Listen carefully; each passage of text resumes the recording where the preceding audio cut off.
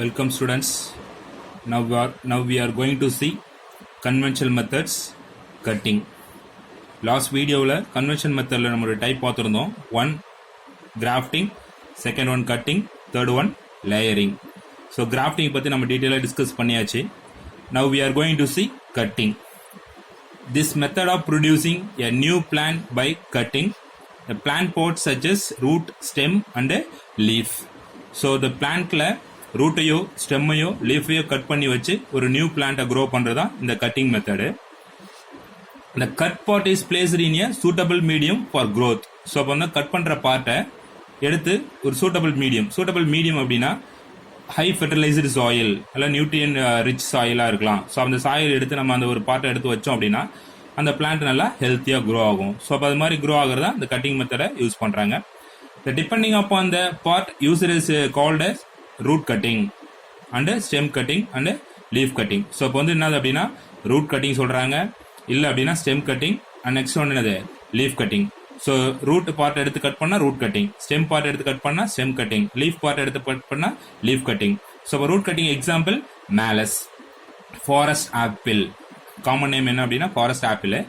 So வந்து stem cutting அப்படின்னா hibiscus, செம்பருத்தி, முருங்கை மரம். ஸோ இதனுடைய பிரான்ச்சஸை கட் பண்ணி நம்ம நியூ பிளான்ட்டை டெவலப் பண்ணுறோம். அதே மாதிரி பிரயோஃபைலம், அதனுடைய லீஃப் கட் பண்ணி அது மூலயமா நம்ம டெவலப் பண்ணுறோம். ஏன் அப்படின்னா அந்த பேரண்ட் பிளான்ட்டில் இல்லைனாலும் அந்த லீஃப் என்ன ஆகும், அது வந்து நல்லா சதைப்பத்தான் இருக்கும். ஸோ அதனால அதில் பட்ஸ் ஃபார்ம் ஆகி ஒரு நியூ பிளான்ட்டை க்ரோ பண்ணும். அதான் கட்டி போட்டால் குட்டி போடும் அப்படின்னு சொல்லுவாங்க. அதான் leaf cutting. Next topic layering. Now we are going to see layering. So in this method of the stem of a parent plant is allowed to develop root while still intact. So என்ன அப்படின்னா இந்த parent plant இருக்கு அப்படின்னா இந்த parent plant இருக்கும் போதே அதனுடைய வேற ஒரு பிரான்ச்சஸ் மூலயமா டெவலப் பண்றது. ஸோ இப்போ ஒரு பிரான்ச்சஸ் இருக்கு அப்படின்னா ஒரு பேரண்ட் பிளான்ட்ல இருக்கிற பிரான்ச்சஸ் மூலயமா ஒரு நியூ பிளான்ட்டை க்ரோ பண்றதுதான் இது இந்த லேயரிங். அதான் பதியம் போடுறது அப்படின்னு சொல்லுவாங்க. பதியம் லேயரிங் அப்படின்னா பதியம் போடுறது. When the root develops, the rooted part is cut and planted to grow as a new plant. So the parent plantல இருந்து ஒரு ஸ்டெம் நம்ம வந்து ரூட் டெவலப் பண்ணிருக்கோம், ஒரு ஸ்டெம்ல ரூட் டெவலப் பண்ணிருக்கோம். அந்த ரூட் டெவலப் பண்ண பிறகு அந்த பேரண்ட் பிளான்ட்ல இருந்து அந்த ஸ்டெம்மை கட் பண்ணி எடுத்து நம்ம வேற ஒரு பிளான்ட்ல வச்சு க்ரோ பண்ணலாம். ஸோ அதுதான் வந்து இந்த லேயரிங், பதியம் போடுறது. Example Ixora and Jasminum. Ixora அப்படின்னா இட்லி கொத்து பூ சொல்லுவாங்க. அதுக்கடுத்து ஜாஸ்மின் அப்படின்னா மல்லிகைப்பூ. ஸோ இப்போ அதனுடைய பிரான்ச்சஸ் ஈஸியாக என்ன பண்ணலாம் அப்படின்னா அந்த பதிய முறையில் நிறைய பிளான்ட்டை உருவாக்கலாம். So next layering. There are two type of layering. So one mount layering and another one air layering. So அந்த லேயர் மெத்தடில் பதியம் போடுற முறையில் ரெண்டு மெத்தடில் ஃபாலோ பண்ணுறாங்க. ஒன்று என்ன அப்படின்னா mount layering and another one air layering. Mount layering அப்படின்னா மண் மூட்டு அப்படி சொல்லுவாங்க. சாயில் அப்ளை பண்ணி அது மூலயமா வந்து க்ரோ பண்ணுறது. ஏர் லேயரிங் அப்படின்னா காற்று பதியம். ஸோ காற்று மூலயமாவே சாயில் கான்டாக்ட் இல்லாமையே ஸோ அது மூலயமா வந்து ரீப்ரொடியூஸ் பண்ணுறது அதான் ஏர் layering. So now first discuss about mount layering. This method is apply for the plant having flexible branches. இந்த மவுண்ட் லேயரிங்க்கு அந்த மண்மூட்டு பதியம் சொல்றாங்க. இந்த லேயருக்கு நம்ம என்ன தேவை அப்படின்னா இந்த மாதிரி உருவாக்குறதுக்கு ஃபிளெக்சிபிள் பிரான்ச்சஸ் தேவை, நல்லா வளையக்கூடிய பிரான்ச்சஸா இருக்கலாம். ஸோ அப்போ வந்து வளையக்கூடிய பிரான்ச்சஸ் இருந்தால் தான் இதை நம்ம ஈஸியாக அந்த மெத்தடை ஃபாலோ பண்ண முடியும்.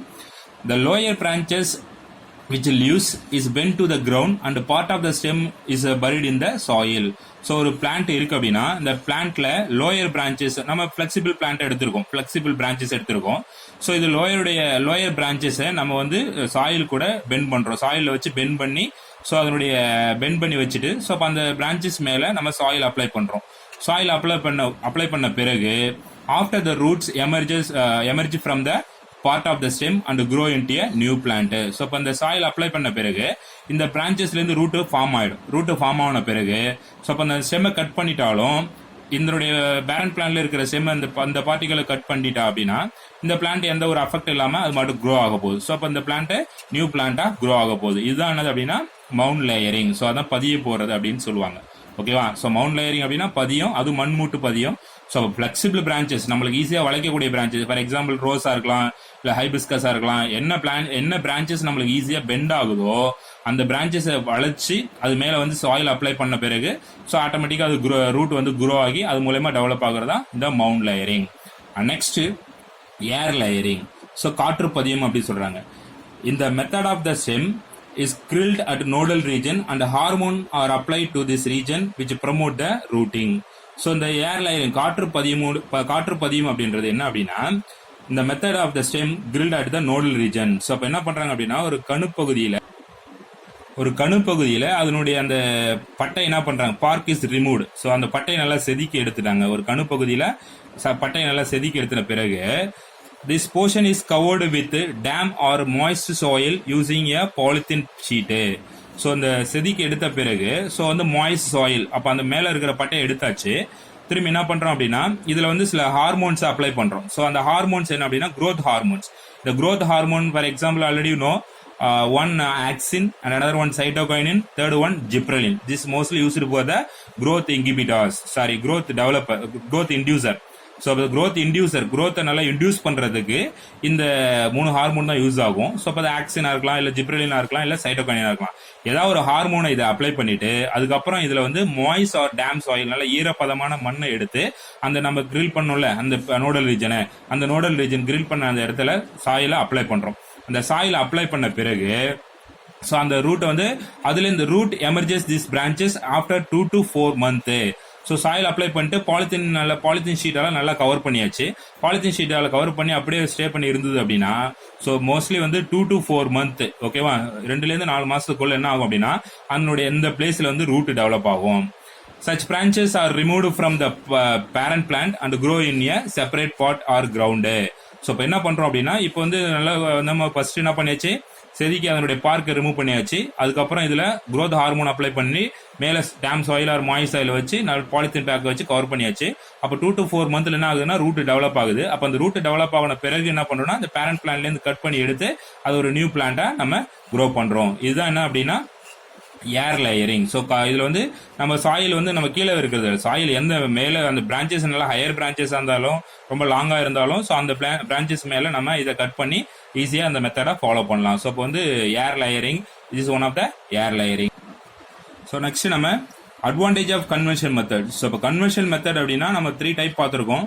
First grafting, second one cutting, third one layering. So இப்போ இதனுடைய எப்படி பிளான்ட்டை க்ரோ பண்றாங்க அப்படின்றத பார்த்துருக்கோம். ஸோ இதனுடைய அட்வான்டேஜஸ், இந்த பாரம்பரியமான முறையில தாவரத்தை எப்படி உருவாக்குறாங்க அப்படின்றதுல அட்வான்டேஜஸ் என்ன அப்படின்னா the plants produce are genetically uniform. So இப்போ இந்த மூலமா இப்போ நம்ம வந்து பேரண்ட் பிளான்ட்டை அப்படியே க்ரோ பண்றோம். ஸோ அப்போ அந்த பேரண்ட் பிளான்ட்டை க்ரோ பண்ணும் போது என்ன ஆகும் அப்படின்னா பேரண்ட் பிளான்ட்ல என்ன ஜீன் இருக்கோ அதே ஜீன் என்ன ஆகும் அப்படியே டிரான்ஸ்ஃபர் ஆகும் இந்த நியூ பிளான்ட்டுக்கு. ஸோ வந்து எந்த ஒரு மரபணு வந்து அப்படியே டிரான்ஸ்ஃபர் ஆகும். ஸோ இப்போ எந்த ஒரு சேஞ்சஸ் இல்லாம அப்படியே டிரான்ஸ்ஃபர் ஆகும். Next many plants can be produce quickly by this method. So இப்போ நிறைய பிளான்ட்டை வந்து ஈஸியா விரைவா என்ன பண்ணலாம் அப்படின்னா நம்ம இந்த மெத்தட் மூலமா உருவாக்கலாம் நிறைய பிளான்ட்டை.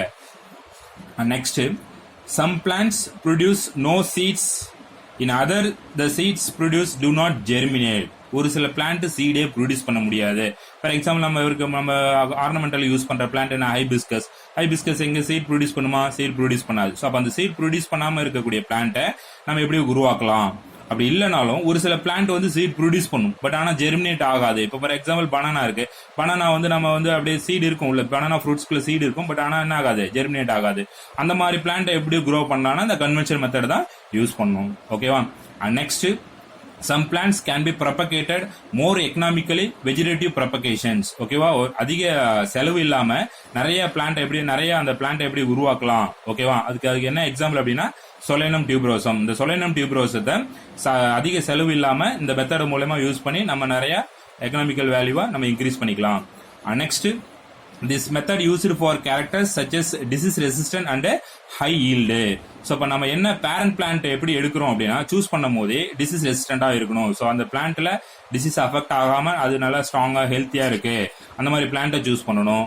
Next high yield. ஸோ இப்போ இந்த பேரண்ட் பிளான்ட் வந்து ரொம்ப ஹையா ஈல்டு கொடுக்குது. ஸோ இப்போ அந்த ஹை ஈல்டு கொடுக்குற பிளான்ட்டை நம்ம யூட்டிலைஸ் பண்ணோம் அப்படின்னா நம்மளுக்கு அதனுடைய நியூ பிளான்ட் என்ன பண்ணும், ஹை ஈல்டு கொடுக்கும். ஸோ இதுதான் என்னது அப்படின்னா advantages of conventional method. Next disadvantage of conventional methods. So இதனுடைய குறைகள் என்னென்ன இருக்கும், இந்த பாரம்பரியமான முறையில் உருவாக்கக்கூடிய பிளான்ட்ல என்ன குறைகள் இருக்கும் அப்படின்னா use of virus infected plant as parent produce viral infected new plant. So இப்போ வந்து நம்ம இந்த பேரண்ட் பிளான்ட்டை யூஸ் பண்றோம் அப்படின்னா அந்த பேரண்ட் பிளான்ட்டுக்கு வைரல் இன்ஃபெக்ஷன் இருந்தது அப்படின்னா அந்த வைரல் இன்ஃபெக்ஷன் அப்படியே என்ன பண்ணும் நியூ பிளான்ட்டுக்கு டிரான்ஸ்ஃபர் ஆகிடும். ஸோ அப்போ வந்து நம்ம என்ன பிளான்ட் டிசீஸ் வந்து அஃபெக்ட் ஆகிருக்கோ அந்த டிசீஸ் வந்து நியூ பிளான்ட் என்ன பண்ணும் உருவாக்கு. ஏன் அப்படின்னா அதனுடைய ஸ்டெம்மையோ அதனுடைய ரூட்டையோ அதனுடைய லீஃபையோ தான் கட் பண்றோம். அப்போ அந்த லீஃப் அப்படியே ரூட்டை கட் பண்ணி எடுத்து வைக்கும் போது அப்போ அந்த பேரண்ட் பிளான்ட்ல என்ன டிசீஸ் இருக்கோ அது அப்படியே டிரான்ஸ்ஃபர் ஆகிடும். இது one disadvantages. Next, vegetative structure used for propagation are bulky and so they are difficult to handle and store. நல்ல இந்த வெஜிடேட்டிவ் ஸ்ட்ரக்சர்ஸ் ஒரு சில ஸ்ட்ரக்சர் என்ன பண்ணும் அப்படின்னா நல்ல பருத்தன்மை நல்ல பெரிய கட்டையா இருக்கலாம், இல்லை வந்து நிறைய இருக்கு அப்படின்னா அதை வந்து நம்ம ஹேண்டில் பண்ண முடியாது, ஸ்டோர் பண்ண முடியாது, அது டிஃபிகல்ட் டு ஹேண்டில். ஸோ அப்போ அதை வந்து நம்ம பாதுகாத்து அதை வந்து திரும்பி வந்து ரீப்ளேஸ் பண்ண முடியாது. அந்த ஒரு சுச்சுவேஷனால இது ஒரு டிஸ்அட்வான்டேஜஸ் சொல்றாங்க. ஓகேவா, this are all for the asexual மெத்தட்ல கன்வென்ஷனல் மெத்தட். ஓகேவா, கன்வென்ஷனல் மெத்தட்ல 3 type, one grafting and another one cutting and another one layering. Now discuss only grafting and layering. ஓகேவா, ஸோ இப்போ இதனுடைய என்னென்ன மெத்தட்ல ஃபாலோ ஆகுது இந்த பிளான்ட், ஸோ அந்த பிளான்டோடைய அட்வான்டேஜஸ் என்ன டிஸ்அட்வான்டேஜஸ் என்ன அப்படின்னு நம்ம டீட்டெயிலாக பார்த்துருக்கோம். So learn carefully. Okay, thank you students.